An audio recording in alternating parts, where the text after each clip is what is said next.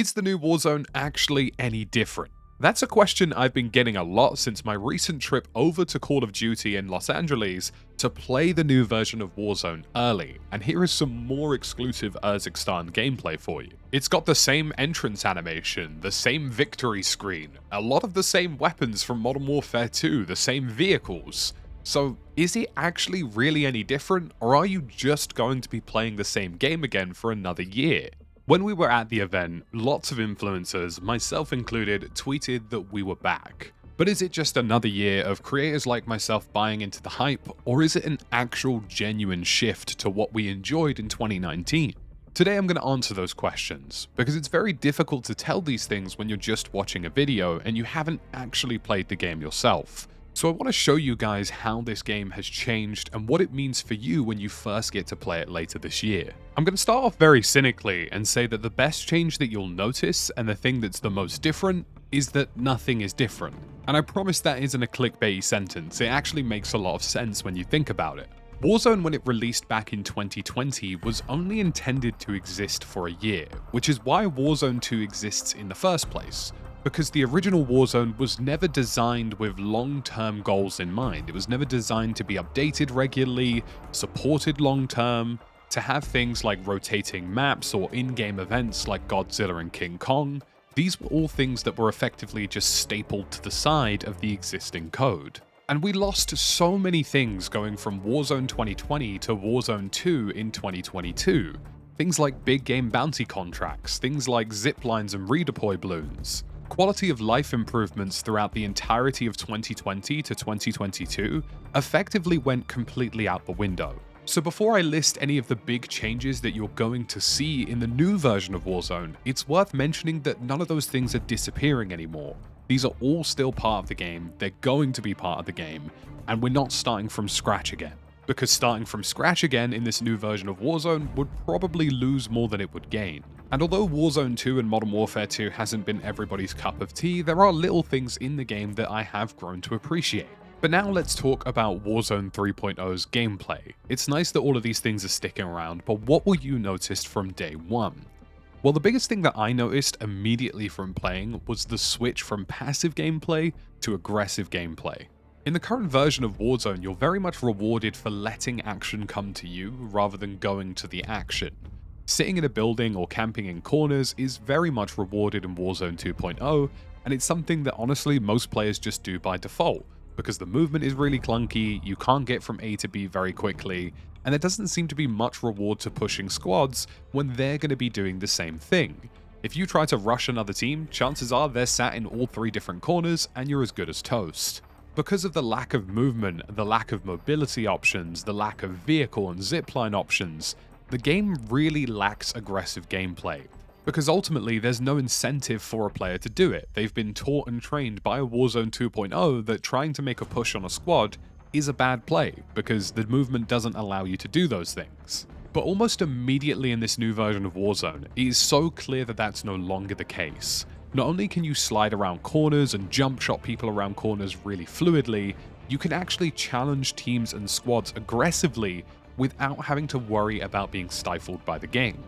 Reload cancelling is an option, slide cancelling and sliding around corners is an option, jump shotting around corners is an option, and all of those little gameplay loops that you need to create gaps and surprise to take on opponents exists in the game again. And more importantly, if you get some of those things wrong or you mess up a jump shot, you can quickly evade the bullets and get out of a situation, not like you can in Warzone 2. In Warzone 2, I always describe to people that it feels like you're being stuck in a gunfight, and I think that's a good way of describing it. In Warzone 3, it feels like it's something that you can mess around with. It's not a stuck in the mud scenario, it's a scenario that you get to kind of approach how you want to. And all of that's coupled together really nicely with a couple of changes to zip lines, with horizontal zip lines and vertical zip lines, lots of vehicles and buildings being packed closely together. I would argue that in this version of Warzone there are more flanking routes, opportunities to fight squads and make intelligent gameplay than there ever has been before. Whether that's doing a really cool jump up to challenge a squad and get the drop on them and a surprise on them, or escaping from a gunfight with some cool movement and darting away into a different zipline or a tunnel, that is what Warzone 3.0 has done already so successfully in my opinion. In just a few of those hours, despite playing against some of the best content creators in the world, me and my squad were absolutely carving around the map, making a mockery of some gameplay. So aggressive gameplay is back, and it's actually being rewarded with things like big game bounty contracts to give you UAVs. This leads me on to my third big change, which is that the fun element of Warzone seems to be back. For me personally, the fun of Warzone is those big moments, those big dramatic set pieces where you wipe a squad or you get wiped, something dramatic happens, someone's able to make a big play or a big play happens to you, and those are the moments that define Warzone. Whether it's getting dunked on by a squad because they did something really cool, or dunking on a squad because you did something really cool. This feels like something that was really thought about when they designed the new map Urzikstan, because you can kind of feel it in all of the points of interest. They've been designed in such a way that they create interesting gunfights.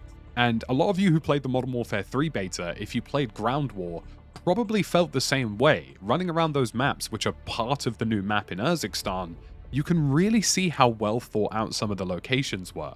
For example, when you're on the downtown city area, you've got all of these skyscrapers that have horizontal zip lines connecting between them, and the ability to use vertical zip lines to get up them.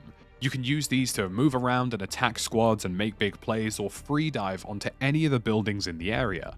Every point of interest has a lot of redeploy balloons to move from A to B really quickly, and each of those points of interest has really fun dynamics to them that I don't think people have come to appreciate yet, but will appreciate them once they finally get to play them. There is an area, for example, in the High Town and Low Town where there's effectively this weird underground tunnel system. The Seaport District and the Levin Resort have these staggered buildings that allow you to fight from building to building with a certain degree of verticality. And there are all of these new types of buildings like palaces and big set pieces like Shahin Manor, which seem to be designed in such a way that if you land on those locations, you're gonna have wacky gunfights. It's really difficult to convey what I mean by fun gameplay and big moment gameplay, but I really feel as though once you guys get to play Urzikstan, you'll really understand what I mean. This map hasn't been designed for some random realism DMZ mode, it hasn't been designed to fill up lots of multiplayer maps. It's been designed to complement Warzone, to take all of the lessons from all of the maps made before, the fun of Verdansk, the well-designed nature of Al Mazrah, and some of the decent points of interest in things like Caldera, and put it all together in such a way that I think just creates fun and action-intense moments. Now, there's no way I could talk about the changes coming to Warzone and how much of a difference it makes without talking about movement and fluidity, because this is the biggest area where you'll notice the biggest difference almost straight away. The problem with the current iteration of Warzone is that whenever you try to do something in the game, make a risky play on somebody, try a little flank, or try something a little bit cheeky or a little bit sneaky, the game finds a way to use the movement, the lack of reload cancelling, the clunkiness of switching between things, or just the looting system to slow you down. At every possible angle in the current version of Warzone, you are slowed down and basically told not to do those things. In the Warzone 3.0 style integration, it couldn't be any more different.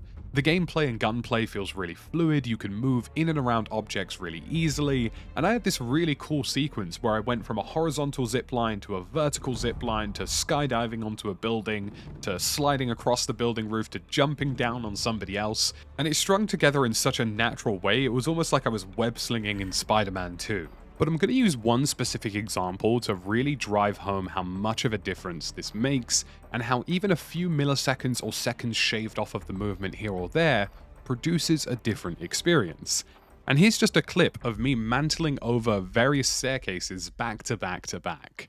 If you tried to do this in Warzone 2 right now, your character would be doing pull-ups, he'd have to pull his gun back out in the animation, and it'd be a good 3 to 4 seconds between each jump before you could even think about aiming down sight at an opponent. And I can't tell you how many times it's drove me crazy in the current version of Warzone where I hop over a small wall and it's like my character has cinder blocks on his feet. But just seeing the difference between how it currently is and how it will be really highlights the kind of dramaticness of this difference and how important this change actually is, and it feels like Warzone has got its joy back in a way.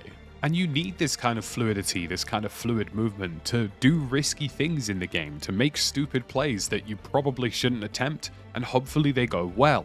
And it kind of links back to what I was saying earlier about big moment gameplay or fun gameplay where things just happen to happen. Before you can do absolutely any of that, you need a system in place, a movement system, a map design system, and all these other things to come together to create that kind of dynamic naturally. It can't just be forced by random limited time modes and other nonsense.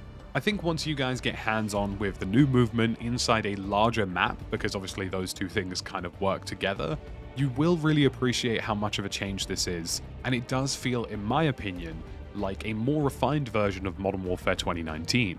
Now before I sign off on this video, which you should definitely drop a like and totally should subscribe if you want to see plenty of Urzikstan gameplay before it officially releases, and if you want all of the insight on the best weapons, loadouts, and everything else that you should be using when it drops, I will say one more thing. As a sort of semi-controversial way to end the video, I will say this. I genuinely believe Urzikstan is the best map Call of Duty has produced, and I would probably say it's the first map they've produced in a long time that I would rank a 9 to a 10 out of 10. I know I've spoken about it in this video, but I really wanted to drive home to you guys just how good this map is and just how much I enjoyed it on a personal level. And one last thing before I do properly sign off again and plead for you to like my stuff, I really want to hear from you guys in the comment section below what you want to hear about or see in Urzikstan. I've got hours upon hours of gameplay from this event over in LA, and I've got all of these things that I want to show you guys, but I just am not entirely sure what it is you're looking to see. So please let me know in the comment section down below and we can have a little chat there together. I really do appreciate it. If you enjoyed this video, folks, be sure to subscribe, drop a like, and I'll see you again in the next one.